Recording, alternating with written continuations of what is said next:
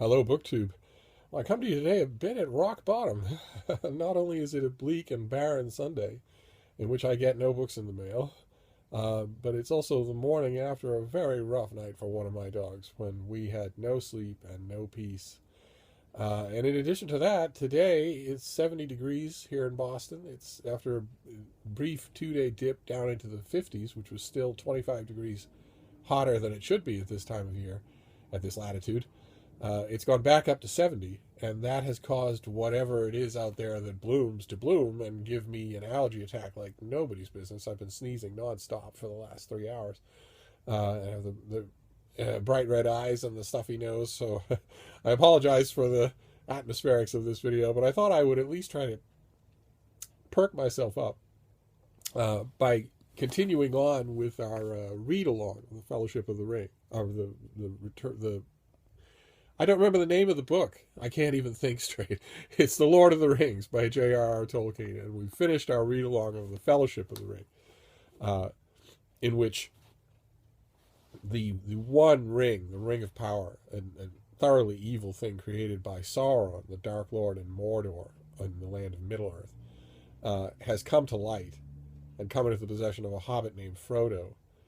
And at the Council of Elrond in the Fellowship of the Ring, it's determined that the ring must be taken to the fires of Mount Doom in the heart of Mordor and destroyed in order to remove its evil from the world.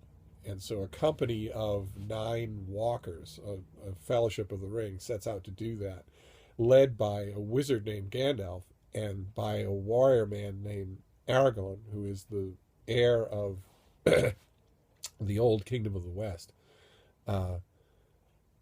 And in the Fellowship, in the first book, the Fellowship rapidly disintegrates. Gandalf falls in battle with a mystical creature called a Balrog. And another member of the Fellowship tries to take the ring from Frodo and wield it himself, causing Frodo and Sam to flee from the Fellowship and head off into Mordor alone.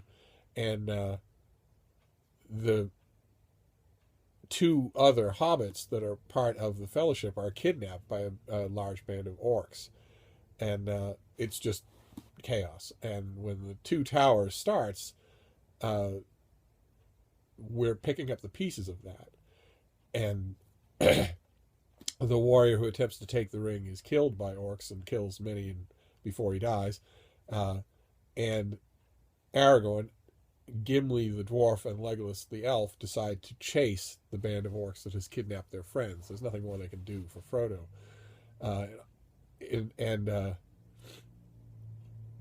They succeed only in tracking them to a great slaughter. The band of orcs has been slaughtered by the warriors of Rohan, the kingdom of Rohan. And the fate of the 2 hobbits to their friends is obscure. But in the meantime, they meet the last person they expect. They meet Gandalf, who has come back from the dead. Effectively, he's been sent back by the gods of Middle-earth, renewed and restored to life in order to continue the fight against Sauron. And that's where we left off in our last reading. Unbeknownst to Aragorn and Legolas and Gimli, the 2 hobbits that were kidnapped, Merry and Pippin, were found by an Ent, Treebeard, a giant tree-like animate creature who is one of many, and who in talking with them about the depredations of Saruman, decides to rouse the Ents for war and lead them against Saruman's stronghold of Isengard. And as you're reading along, you realize very piecemeal what Tolkien has carefully planned, which is that good timing is actually working in our hero's favor for once. Saruman has emptied Isengard of his army to send it elsewhere, and is unprepared for the Ents coming to his own door.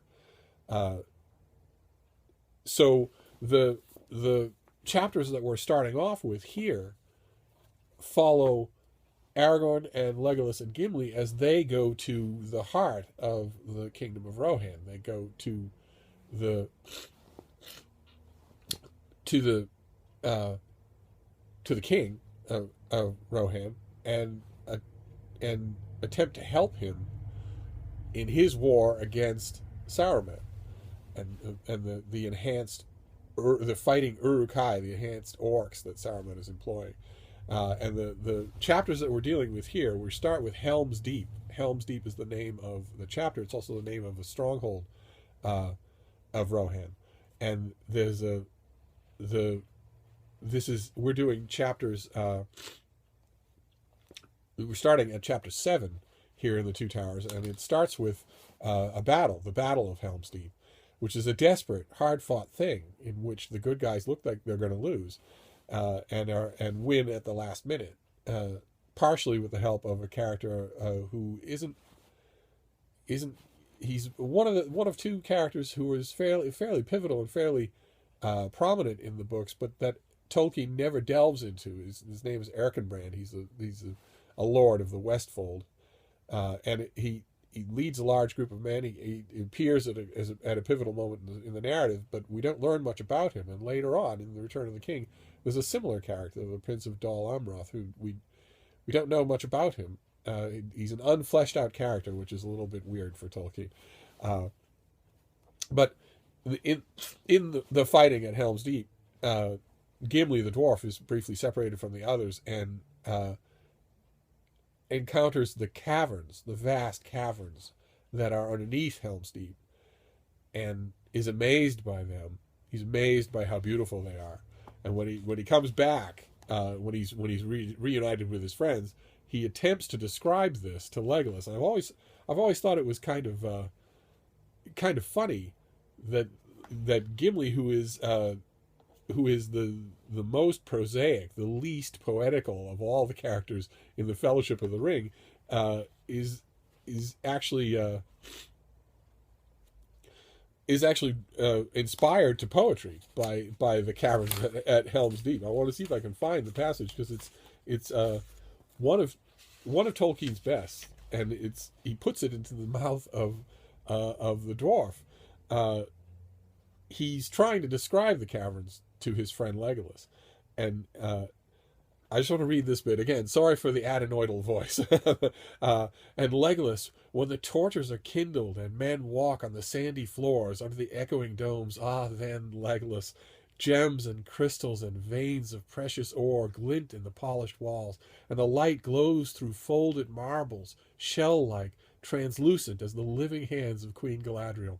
There are columns of white and saffron and dawn rose, Legolas, fluted and twisted into dreamlike forms. They spring up from many-colored floors and meet the glistening pendants of the roof, wings, ropes, curtains fine as frozen clouds, spears, banners, pinnacles of suspended palaces. Still lakes mirror them. A glimmering world looks up from the dark pools covered with clear glass. Cities, such as the mind of Durin could scarce have imagined in his sleep, stretch on through avenues and pillared courts, on into the dark recesses where no light can come, and plink, a silver drop falls, and the round wrinkles of the glass make all the towers bend and waver like weeds and corals in a grotto of the sea. Then evening comes, they fade and twinkle out, the torches pass on into another chamber and another dream. There is chamber after chamber, Legolas, hall opening out of hall, dome after dome, stair beyond stair, and still the winding path leads on into the mountain's heart. Caves, the caverns of Helm's Deep. Happy was the chance that drove me there. It makes me weep to leave them. That, I think, is wonderful.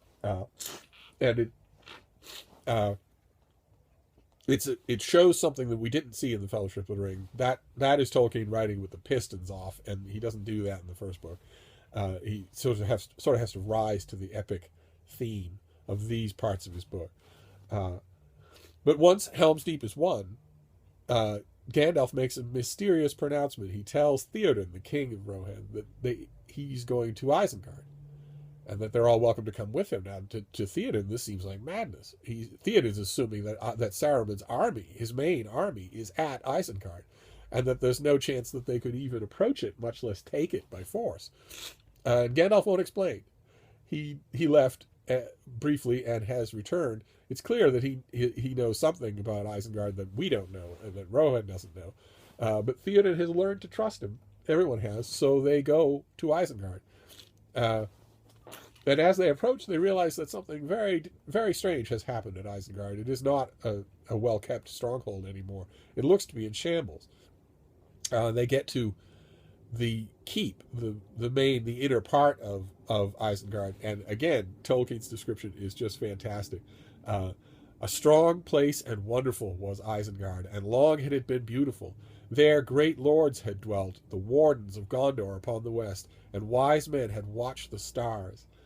But Saruman had slowly shaped it to his shifting purposes and made it better, as he thought, being deceived. For all those arts and subtle devices for which he forsook his former wisdom, and which fondly he imagined were his own, came but from Mordor. So that what he made was not but only a little copy, a child's model, or a slave's flattery of that vast fortress, armory, prison, furnace of great power, Barad-dûr, the Dark Tower, which suffered no rival, and laughed at flattery, biding its time, secure in its pride and its immeasurable strength. And when they get to the Orthanc, the tower, the center of Saruman's power, they realize what's happened. The Ents have happened. The Ents have attacked Saruman when he wasn't ready for them and who had no forces at home, and have utterly destroyed Isengard and penned him up inside the Tower of Orthanc. The Ents being immensely strong, far more powerful than trolls, and they've kept him there. They've sluiced the river through all of the caverns of his keep, driven out all of his servants, and are just keeping him there until Gandalf can help them to deal with him. And this brings Gandalf is of course willing to do that, and this brings the two wizards into confrontation in full view of everyone else, because Gandalf calls Saruman to his porch to come out and talk with them.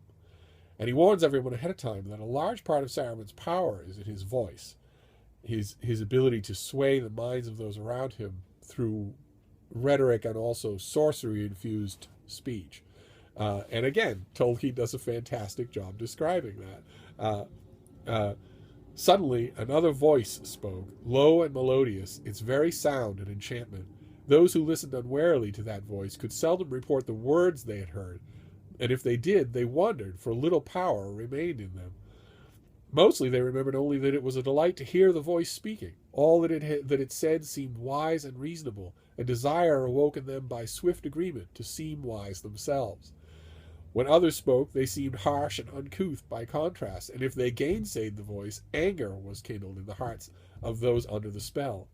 For some, the spell lasted only while the voice spoke to them, and when it spoke to another, they smiled, as men do who see through a juggler's trick while others gape at it. For many, the sound of the voice alone was enough to hold them enthralled, but for those whom it conquered, the spell endured when they were far away, and ever they heard that soft voice whispering and urging them. But none were unmoved, none rejected its pleas and its commands without an effort of mind and will, so long as its master had control of it. The assembled hosts of the Ents and the warriors of Rohan and the remaining members of the Fellowship of the Ring, because the Legolas, Gimli, and Aragorn here meet Merry and Pippin, who are just fine and have been enjoying themselves in the ruin of Isengard. They finally see these two wizards side by side, as Gimli puts it, alike and yet not. And Gandalf offers Saruman a choice. Even here, at the very extremity of his treachery, he offers him a choice. Come down from your tower, surrender your staff, but try to be of help. Leave what you're doing, leave off what you're doing, and try to join us. Saruman is completely contemptuous of that idea, and Gandalf shatters his staff, dismisses him from the Order of Wizards, and lets him creep back inside. And a minute later, a minute later, an object is hurled from a high tower and barely misses hitting Gandalf. And it's a globe of stone. It's not hurt by the fall. It seems impenetrable. It's very old. It's a palantir. one of a set of so-called seeing stones that can look into the past and communicate over great distances between each other. There are a series of these all throughout Middle Earth, most of them thought lost. And this one has apparently been in Orthanc the whole time. And it proves irresistibly tempting to Pippin, who sneaks it away at night in order to look at it, and is paralyzed by what he sees. And he's saved by Gandalf when they realize what's happened. Gandalf snaps him out of it and sort of restores his mind to himself, but demands that Pippin tell him what he saw. And haltingly, slowly, Pippin doesn't want to relive it, but slowly he says that he saw what is clearly Barad-dûr. He clearly saw Sauron's stronghold, and he sees the winged Nazgul flying around it, and then he sees the lidless eye, the horrible eye of Sauron, and it finally sees him. And there's a wonderful exchange that I wanted to bring up before we wrap it up here, where Pippin is describing what he saw, and he says, "Then he came. He did not speak so that I could hear words. He just looked, and I understood. So you have come back. Why have you neglected to report for so long?" I did not answer. He said, "Who are you?" I still did not answer, but it hurt me horribly. And he pressed me, so I said, "A hobbit." Then suddenly he seemed to see me, and he laughed at me. It was cruel. It was like being stabbed with knives. I struggled. But he said, "Wait a moment. We shall meet again. Tell Saruman that this dainty is not for him. I will send for it at once. Do you understand? Say just that." Then he gloated over me. I felt I was falling to pieces. No, I can't say any more. I don't remember anything else. And Gandalf lets him snap out of it and restores him to himself. But it's clear from that exchange that voice was Sauron, and that Sauron was in the habit of talking to Saruman through the Palantir. And as Gandalf divines, what Sauron is thinking is that Saruman has succeeded in capturing a hobbit and forced him to look into the Palantir as a means of torture. And here he is demanding, "Go and tell Saruman that I'm coming for you. He's captured one of you, and I want to deal with you at leisure myself in my own stronghold. Just say that. Don't say anything else."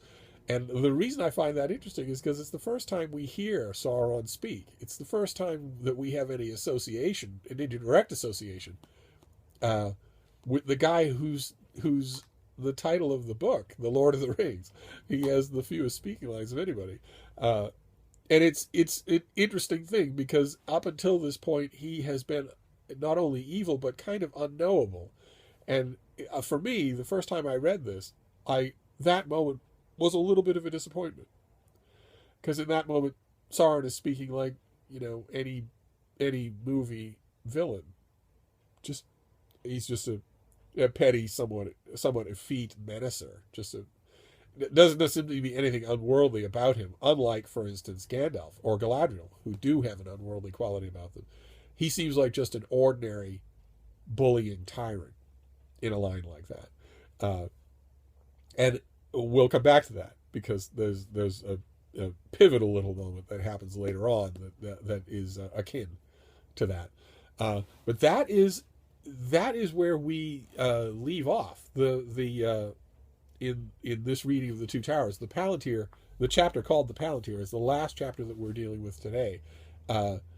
It leaves our characters, this group of characters, in possession of Isengard and seemingly on the field of victory, but much worse is coming, and they know it. They're just in temporary possession of a little breathing space. They have conquered Saruman.